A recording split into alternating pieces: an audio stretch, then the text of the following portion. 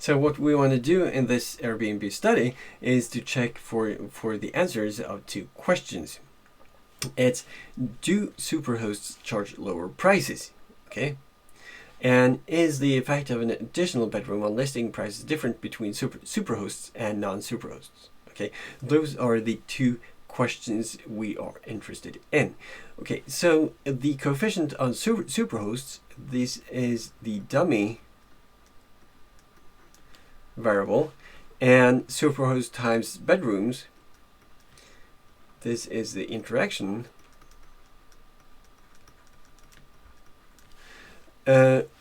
Are both statistically significant at the 1% level. Okay, so we can conclude that with studio listings, 0 bedrooms, superhosts charge lower prices on average. So with studio listings, we can show graphically. So if we look here at 0 number of bedrooms, we see that a non-superhost would charge 452, and a superhost would charge 326, and the difference is negative 126, and this negative 126 is the coefficient on the dummy variable. Okay, and we saw that the dummy variable was significant at the 1% level, and less than that actually.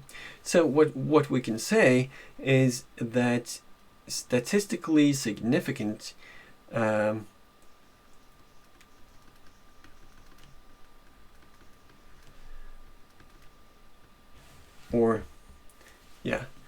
significant and negative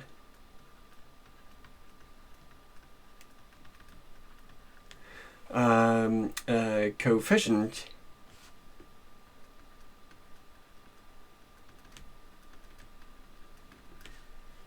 on super host. Okay, so we can say that with studio listings, 0 bedrooms, superhosts charge lower prices on average, and we see that from the statistically significant and negative coefficient on superhost. So with every additional bedroom, prices increases faster for superhosts than non-superhosts. Okay, and we see that here graphically that they do have different slopes, right? And we can test that via a hypothesis test by looking at the slope for the interaction term, which is plus 82, and we saw here that the coefficient on the superhost time bedrooms variable, it's 82. Okay, and it's statistically different from 0. So we can say that it's because it's, so we can conclude that with every additional bedroom, prices increases faster for superhosts than non-superhosts, because statistically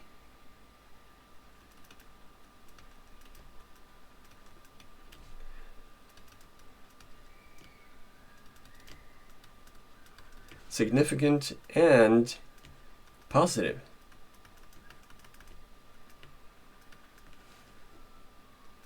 coefficient on superhost times bedrooms. Okay, so and so we can say that these price models, they are actually different between the groups. Okay, but of course some caution is necessary because of lurking variables, confounding variables, because if you would like to make a better model, you could include other variables like the size of the apartment and the number of bathrooms and whether or not there is a parking lot. So you can add these other variables one at the time and look how the coefficients change. Okay, so when should we include or exclude interactions in our regression? Okay, so we use the principle of marginality, and the principle of marginality is that we have, for example, a regression model, okay, with coefficients. This is the estimated model plus b1 times x1 plus b2 times x2. So we have two different x variables. Maybe x1 is a dummy variable, like in the Airbnb example, but we also have the b3, which is x1 times x2. So here we have the interaction term,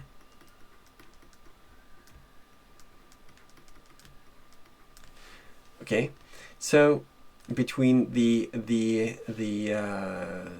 variables, okay, and if the coefficient on interaction is statistically significant, the coefficient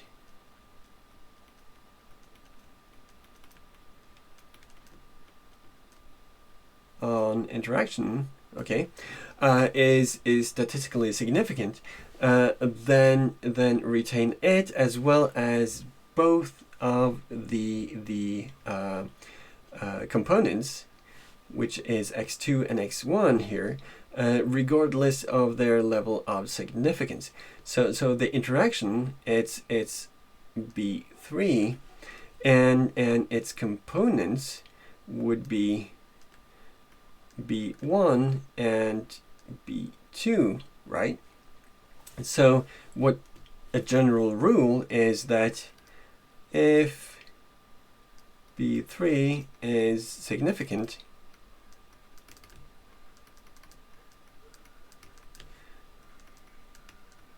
then keep b1 and b2 regardless of significance.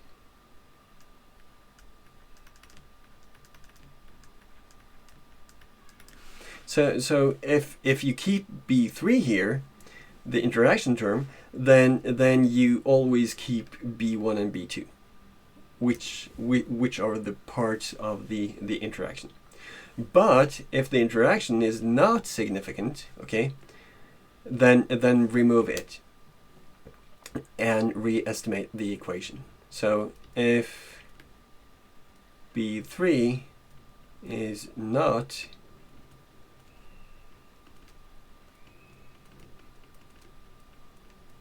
significant, then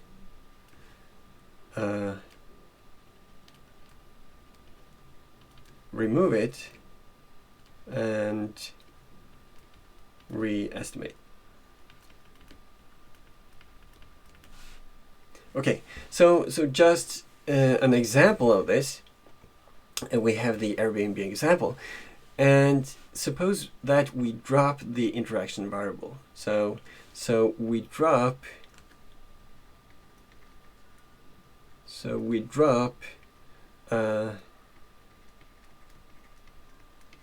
superhost times bedrooms. Okay, so now you have in your data, you only have data for price, which is your explained variable, and you have superhost, the dummy variable, and you have the number of bedrooms. Okay, and you run the regression, and we assume that the assumptions for multiple regression model holds, and we look at the F statistic. It's looking very good because we do have explanatory power in our model, and then we can go to the coefficients, and we see here at the t values that the intercept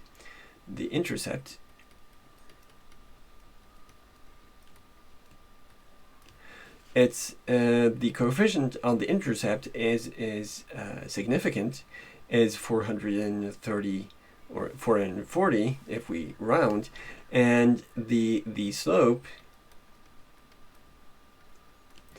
is 294, and this is also significant, but the coefficient on the dummy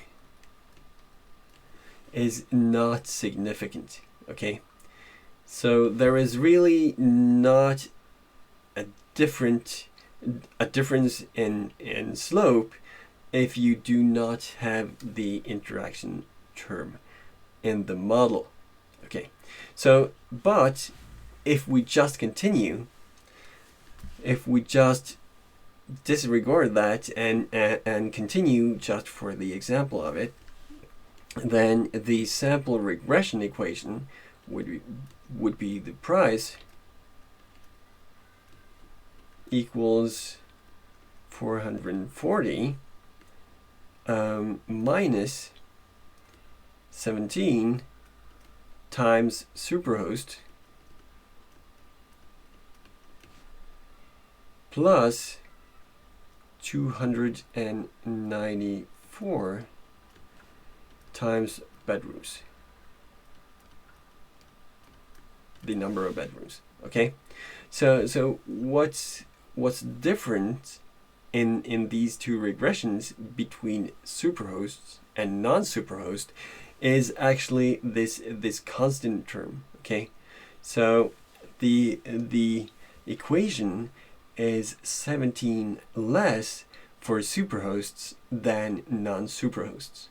Okay, so we can for example graph this, and we have 440 for the non-superhosts,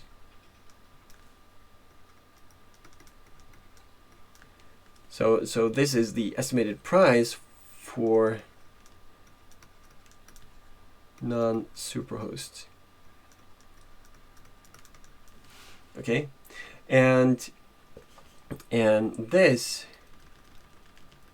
is the estimated price for superhosts. Let's see if I can manage to write that properly. For superhosts. And you see that both slopes equal to 294, right? Because you saw in the, or here, you have 294, that's the slope. And without the interaction term, both groups have the same slope. Okay, and the change in intercept is -17. Okay, and this just continues. So it's a lot simpler to interpret this model, because if you get a price, then you know that the difference between the prices of superhosts and non-superhosts is 17, regardless of the number of bedrooms. Okay, but as we got statistically significantly different significant coefficient on the interaction term, we would actually not drop it. Okay, so what if we have 3 or more categories? And we will see, and we will look on that during the next video. See you next time.